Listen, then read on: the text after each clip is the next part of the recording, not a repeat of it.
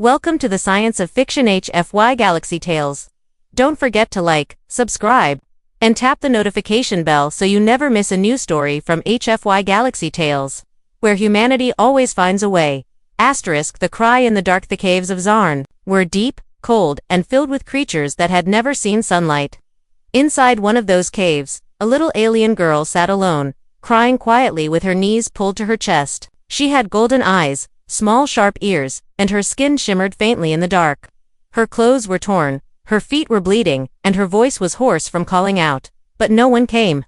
Her people had left her behind during the last evacuation, calling her useless and too weak. The monsters in the cave didn't speak words, but they listened to sound. Every soft sob, every scraped rock underfoot, was a dinner bell to them. The little girl covered her mouth with both hands, trying not to breathe too loud. Then she heard a growl, low and hungry. From behind the rocks, she froze, tears rolling silently down her cheeks. She backed away, pressing herself into the cold wall. One clawed foot appeared, then another, its body shifting through the shadows. The creature was blind, its face covered in pale skin, but it could smell fear, just as it opened its jagged mouth. A bright beam of light hit its side. The monster hissed and stumbled back, surprised. Someone had entered the cave. Shining a flashlight through the dark, a human voice followed, calm and rough. "Whoa, easy now." It was a mantle, broad-shouldered, wearing a dusty spacesuit covered in tool straps and gear belts. He had dark hair, a scar on his brow, and grease on his hands. In one hand was the flashlight.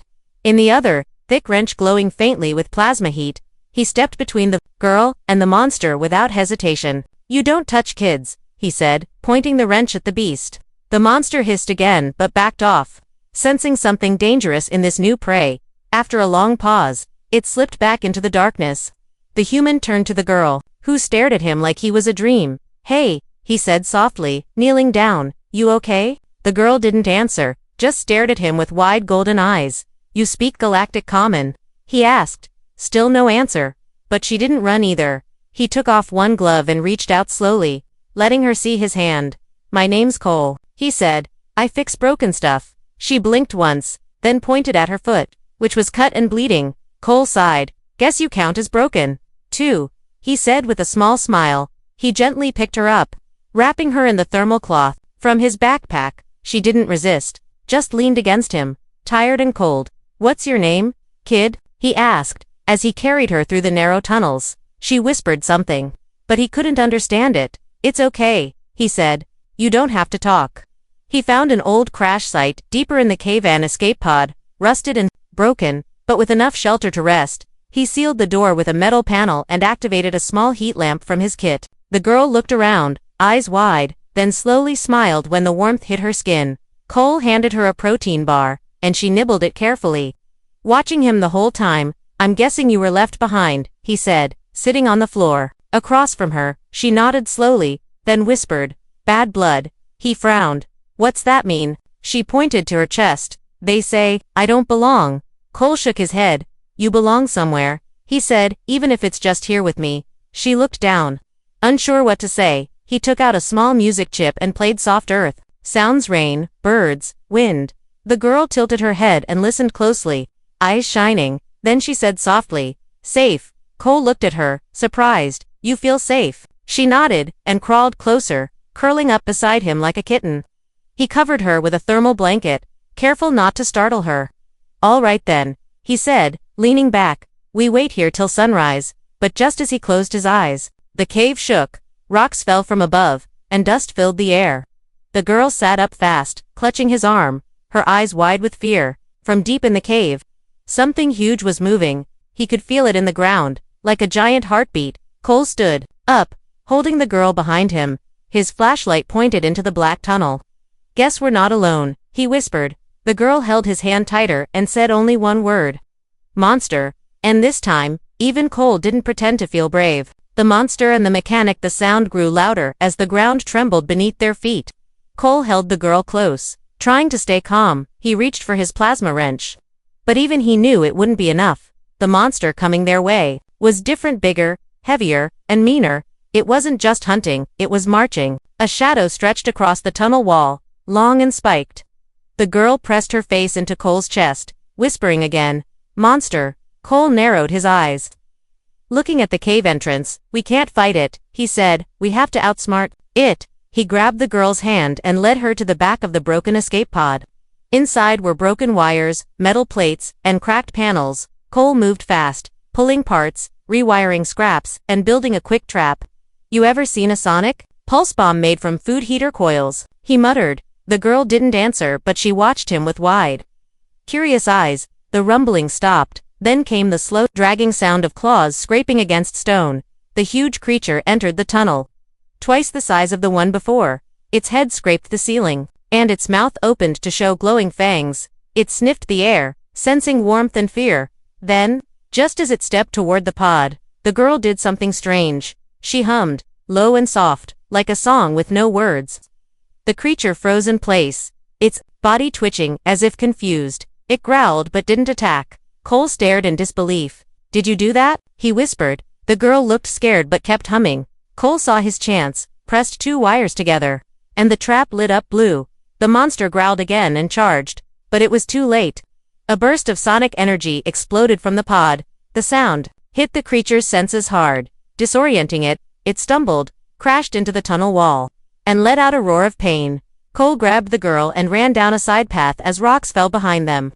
The tunnel led into another chamber, quieter and deeper. Cole stopped to catch his breath, setting the girl down gently. "You saved us," he said, still catching his breath. That hum, it confused it. The girl looked unsure. "I don't know why," she whispered. "It always works when I'm scared."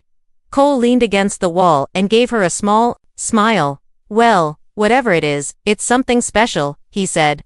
"You might not be useless after all." She looked down, voice small. "My people said I was cursed." "Yeah," Cole replied. "Well, they were wrong." They sat in silence for a while, the air cooler here.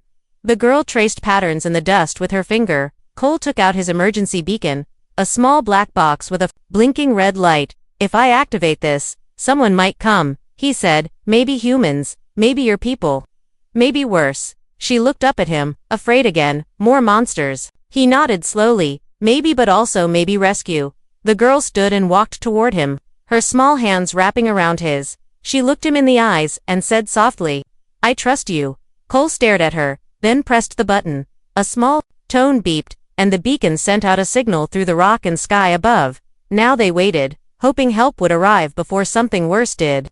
Suddenly, a distant howl echoed through the tunnel, louder than before. Cole raised his wrench again, sighing. They heard it. The girl didn't cry this time, didn't hide. She stood beside him, silent and strong, her humming starting again, soft and low. Cole glanced at her and smiled. "You keep singing, I'll keep swinging." From deep in the cave, claws scraped faster.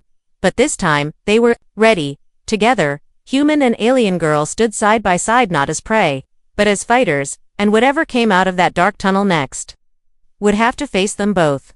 The rescue and the roar at the cave trembled again as more monsters approached from the shadows. Cole stood with his plasma wrench raised, his eyes locked on the tunnel. Beside him, the little alien girl kept humming, soft but steady. The sound wasn't loud, but it had power. It made the monsters hesitate, step slower, turn their heads in confusion.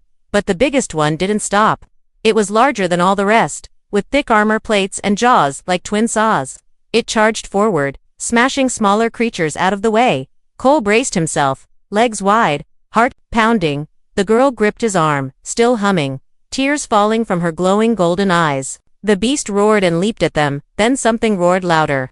Engines. Above the cave, the rocks cracked and burst open as a dropship descended. A bright light cut through the dust, and a human voice came through the speaker. "This is Terran. Rescue Unit 7, identify and stay clear." Cole waved both hands. "Down here. 2 life forms, 1 human, 1 alien child." But the monster didn't care about the rescue. It lunged forward again, aiming straight for the girl. Cole jumped in front of her, but he was too slow. Then the girl screamed, not in fear, but in sound. The hum became a vibration, a roar so deep and strong it made the walls shake.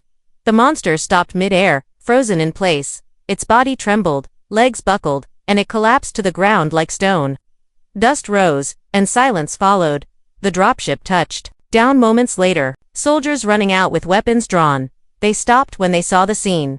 1 human standing over the body of a giant monster, with a small alien girl beside him. The commanding officer stepped forward, shocked. What happened here? Cole looked down at the girl, still holding his hand, her humming now just a soft tune again. She happened, he said. She saved both of us. The girl fell to her knees, tired and weak. Medics rushed to her side, checking her pulse and wrapping her wounds. They tried to take her away, but she held Cole's arm tightly, refusing to let go. It's okay, he told her, kneeling down.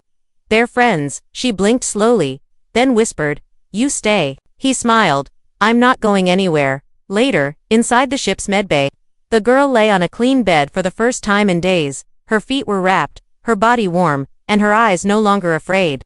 Across the room, Cole sat in a chair, arms crossed, watching her rest. When she woke, she looked for him first. Still here? She asked weakly. He nodded. Told you I would be. She smiled, small but real, and reached for his hand. You didn't just save me, she said softly. You believed me. Cole chuckled.